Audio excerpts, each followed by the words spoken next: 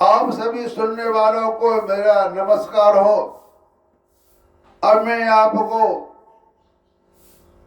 कंस के बारे में थोड़ी सूक्ष्म कथा सुनाता हूं। तो सुखदेव जी कहते हैं कि परीक्षित, जब वसुदेव जी लौट आए तब नगर के बाहरी और भीतर सब दरवाजे अपने आप ही पहले की तरह बंद हो गए। इसके बाद नवजात शिशु के रोने की ध्वनि सुनकर द्वारपालों की नींद खुल गई। वे तुरंत भोजराज कंस के पास गए और देवकी के संतान होने की बात कही। कंस तो बड़ी आकुलता थी और घबराहट के साथ इसी बात की प्रतीक्षा कर रहा था। द्वारपालों की बात सुनते ही वह झटपट पलंग से उठ खड़ा हुआ और बड़ी शीघ्रता से सूतकाग्रह की ओर झपटा। इस बार तो मेरे काल का ही जन्म हुआ है, यह सोचकर वह विहल हो रहा था और यही कारण है कि उसे इस बात का भी ध्यान न रहा कि उसके बाल बिखरे हुए हैं। रास्ते में कई जगह लड़खड़ा कर गिरते गिरते बचा, क्योंकि जब वहां गया तो वो एकदम घबरा गया कि मेरा काल पैदा हो गया है, अब मैं उसको ला करके मार दूंगा। इस वजह से वह घबरा गया। बंदी गृह में पहुंचने पर सती देवकी ने बड़े दुख और करुणा के साथ अपने भाई कंस से कहा, मेरे हितैषी भाई, यह कन्या तो तुम्हारी पुत्र वधू के समान है। स्त्री जाति की है, तुम्हें स्त्री का हाथ कदापि नहीं करना चाहिए। कंस देवकी का खास भाई नहीं था। तो देवकी कह रही है कि भैया, तुमने देवश मेरे बहुत से अग्नि के समान तेजस्वी बालक मार डाले, अब केवल यही एक कन्या बची है, इसे तो मुझे दे दो। अवश्य ही तुम्हारी छोटी बहन हूं, मेरे बहुत से बच्चे मर गए, इसलिए मैं अत्यंत दीन हूं। मेरे प्यारे और समर्थ भाई, तुम मुझ मंदभागिनी को यह अंतिम संतान अवश्य दे दो। तो सुखदेव जी परीक्षित से कह रहे हैं कि परीक्षित, कन्या को अपने गोद में छिपाकर देवकी जी ने अत्यंत दीनता के साथ रोते रोते याचना की, कंस की प्रार्थना की, हाथ जोड़े। परंतु कंस बहुत बड़ा दुष्ट था। उसने देवकी जी को छिड़क कर उनके हाथ से वह कन्या छीन ली। अपनी उस नन्ही सी नवजात भाणजी के पैर पकड़कर कंस ने उसे बड़े जोर से एक चट्टान पर दे मारा। स्वार्थ ने उसके हृदय में सौहार्द का समूह उखाड़ फेंका था, परंतु श्री कृष्ण की यह छोटी बहन साधारण कन्या तो थी नहीं, देवी थी। उसके हाथ से छूटकर तुरंत आकाश में चली गई और अपने बड़े बड़े हाथ, 8 हाथों से आयुध लिए हुए दीख पड़ी। आयुध कहते हथियारों को, तलवार वगैरह उनके हाथ में थी।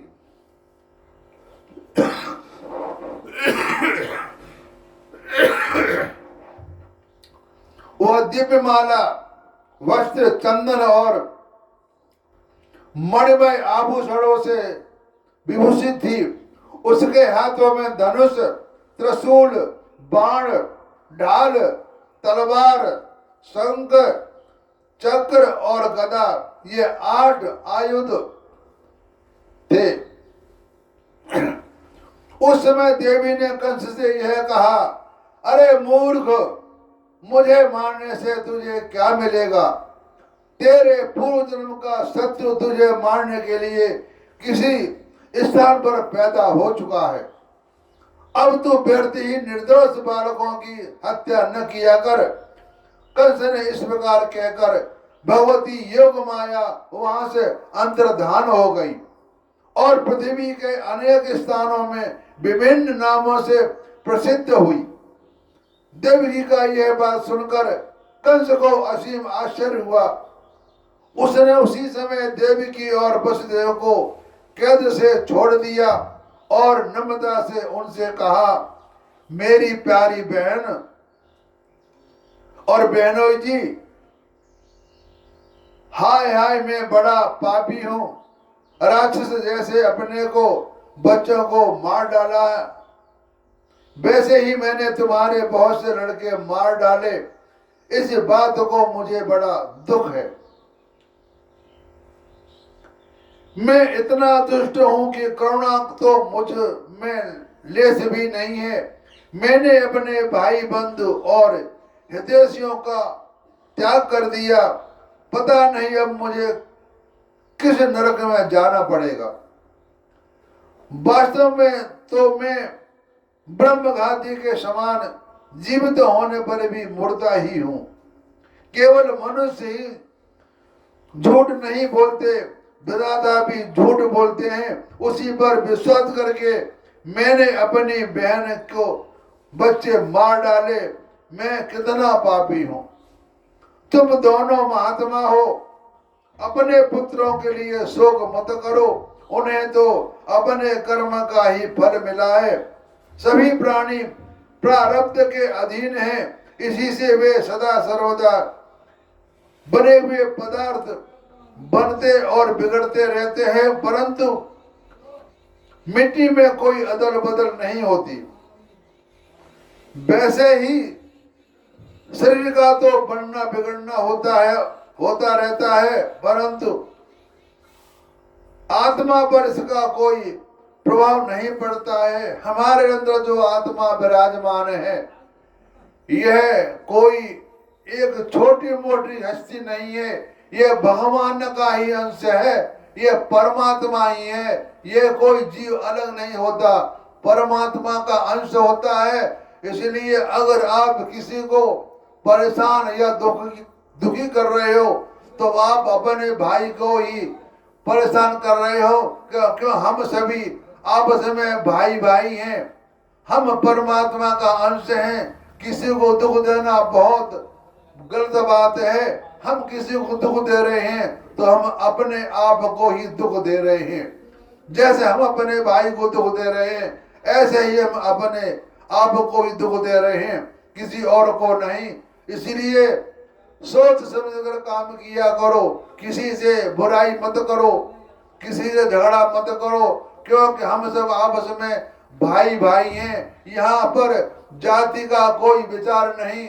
सिर्फ मनुष्य प्राणी का एक मात्र संकल्प है कि हम मनुष्य हैं। मनुष्य में औरत आदमी दोनों आते हैं। इसलिए हम सबको मिलकर रहना चाहिए। अगर अभी भी आपको बात समझ नहीं आती तो फिर आपका भगवान ही मालिक है। जो लोग इस तत्व को नहीं जानते, वे इस अनात्म शरीर को ही आत्मा मान बैठते हैं। यह उल्टी बुद्धि अथवा अज्ञान है। इसी के कारण जन्म और मृत्यु होती है। और जब तक यह अज्ञान नहीं मिटता, तब तक सुख दुख रूप संसार से छुटकारा नहीं मिलता। मेरी प्यारी बहन, यद्यपि मैंने तुम्हारे पुत्रों को मार डाला है, फिर भी तुम उनके लिए शोक न करो, क्योंकि सभी प्राणियों को विवश होकर अपने कर्मों का फल भोगना पड़ता है। देखो कंस की बात है, इतना दुष्ट, और अब देवकी माता को उपदेश दे रहा है, समझा रहा है। खुद तो मूर्ख है और औरों को समझा रहा है। ऐसे लोग का कोई भला नहीं होता जो खुद पाप करते हैं और औरों को समझाते हैं। यह भी एक बड़े पाप की बात होती है।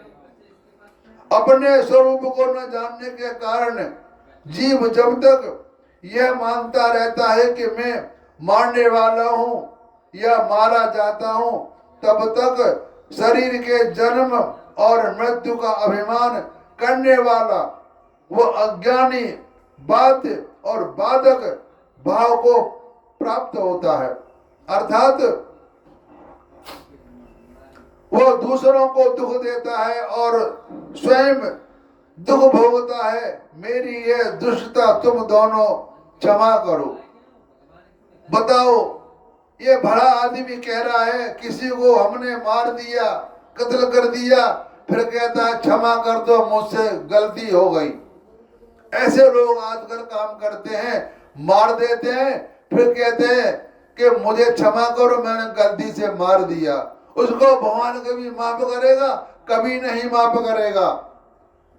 भगवान माफ कब करेगा? जब सामने वाला उसकी बात को सुन ले। जिसका उसने आदमी को मारा है उसको सांत्वना मिल जाए, तभी उसको दुख दूर हो सकता है। सामने मारने वाले का आत्मा जो दुख देती है वही उसको कार्य रूप बन के उसको दुष्ट को मारती है। क्योंकि तुम बड़े ही साधु स्वभाव और दीनों के रक्षक हो, ऐसा कहकर कंस ने अपनी बहन देवकी और वसुदेव जी के चरण पकड़ लिए। उसकी आंखों से आंसू बह बह कर मुंह तक आ रहे थे। इसके बाद उसने योग माया के वचनों का विश्वास करके देवकी और वसुदेव को कैद से छोड़ दिया और तरह तरह के उनके प्रति उनका प्रेम दिखाने लगा, ऊपरी दिखावा। जब देवकी ने देखा कि भाई कंस को पश्चाताप हो रहा है, तब उन्होंने उसे क्षमा कर दिया। वे उसके पहले अपराधों को भूल गई और वसुदेव जी ने हंसकर कंस से कहा, मनस्वी कंस, आप जो कहते हैं वह ठीक वैसा ही है। जीव अज्ञान के कारण ही शरीर आदि को मैं मान बैठते हैं कि मैं हूं। इसी से अपने पराये का भेद हो जाता है और यह भेद दृष्टि हो जाने पर तो शोक, हर्ष, भय, देश, लोभ, मोह और मद से अंधे हो जाते हैं। फिर तो उन्हें इस बात का पता ही नहीं रहता कि सबका प्रेम भगवान ही है। एक भाव से दूसरे भाव का, एक वस्तु से दूसरे वस्तु का नाश कर रहे हैं। तो वसुदेव जी कहते हैं कि परीक्षित, जब वसुदेव और देवकी ने इस प्रकार प्रसन्न होकर निष्कपट भाव से कंस के साथ बातचीत की, तब उसकी अनुमति लेकर वो अपने महल में चला गया। वह रात्रि बीत जाने पर कंस ने अपने मंत्रियों को बुलाया और योग माया से जो कुछ कहा था वह सब उन्हें कह सुनाया।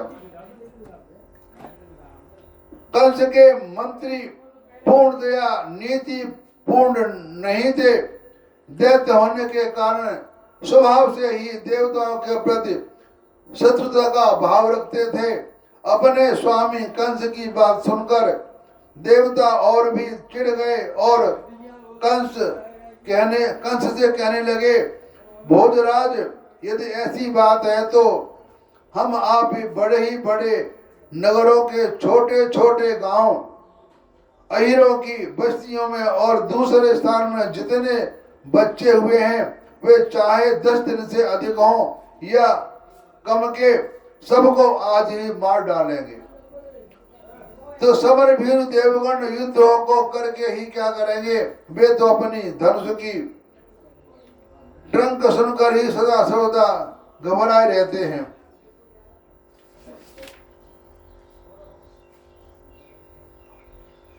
फिर भी देवता उनकी उपेक्षा नहीं करनी चाहिए, ऐसी हमारी राय है कि क्योंकि हैं तो वे शत्रु ही, इसलिए उनकी जड़ उखाड़ फेंकने के लिए आप हमें जैसा विश्वास पात्र सेवकों को नियुक्त कर दीजिए।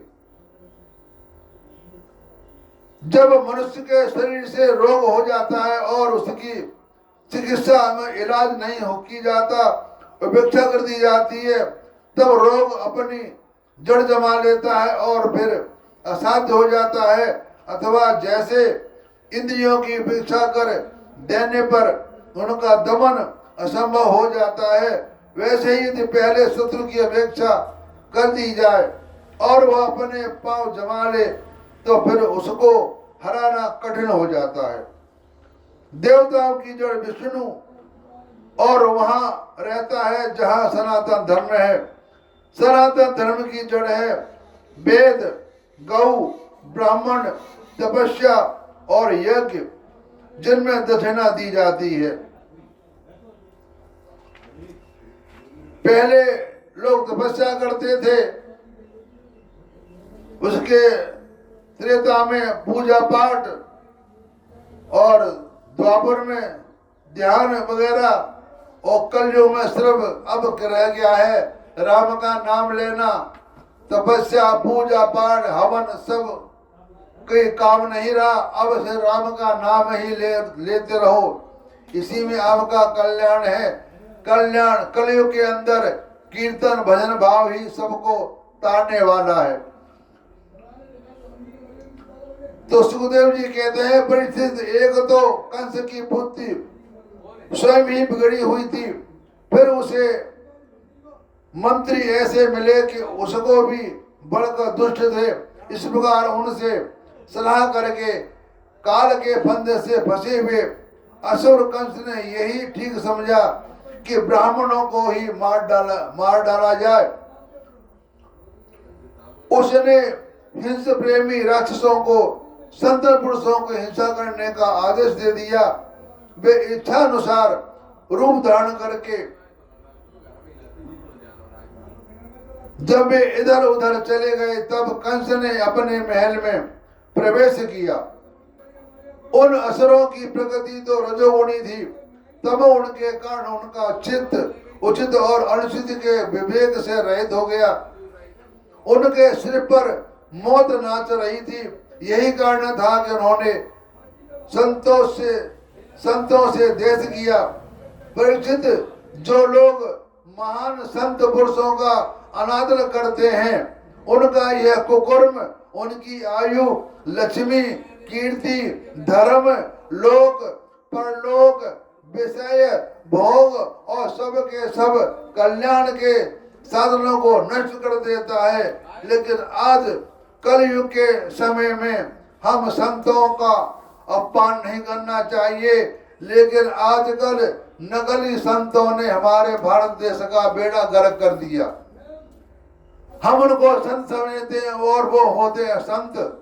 तो भाइयों, संत को देखो, परखो, आंखें बंद मत करो, भेड़ चाल मत चलो, उसकी पहचान करो, फिर उसका गुरु मनाओ, नहीं तो तुम नरक के गामी बन जाओगे और तुम्हारा कुछ भला नहीं हो पाएगा। इसीलिए आजकल संतों को ढूंढना भी बड़ा भारी पड़ जाता है, क्योंकि आजकल संत जो बन गए हैं वो संत नहीं है, वो असंत हैं, पापी हैं, हत्यारे हैं, छिचोड़े हैं। इसलिए संत को ध्यान से देख करके ही उनका आदर करो। आजकल संतों के भेष में पता नहीं क्या से क्या काम कर जाते हैं, वह कहने में अच्छा भी नहीं लगता। आप सब देख रहे हैं कि आजकल क्या हो रहा है। इसके बाद वसुदेव और देवकी के यहाँ नंद बाबा बड़े मन से उदार थे और पुत्र का जन्म होने पर उनका हृदय विलक्षण आनंद से भर गया और उन्होंने स्नान किया और भगवान का जन्मदिन की जो भी काम होता है सारे काम किए। भगवान का जन्मदिन मनाया, सबने उत्सव मनाया और भगवान की जय जयकार की। इस तरह से भगवान प्रकट हो चुके हैं। अब इससे आगे भगवान जब प्रकट हो गए, पैदा हो गए और पैदा होने के बाद अंतर्धान हो गए और एक शिशु के रूप में वो बन गए, बच्चे बन गए। उसके बाद जब बचपन में जो उन्होंने लीला की, उस बात को मैं आगे सुनाऊंगा। उसमें भगवान ने पूतना का उद्धार किया था। वो अगले आगे वीडियो में सुनाऊंगा। अब अपने वाणी को विराम देता हूँ। हरिओम तत्सत।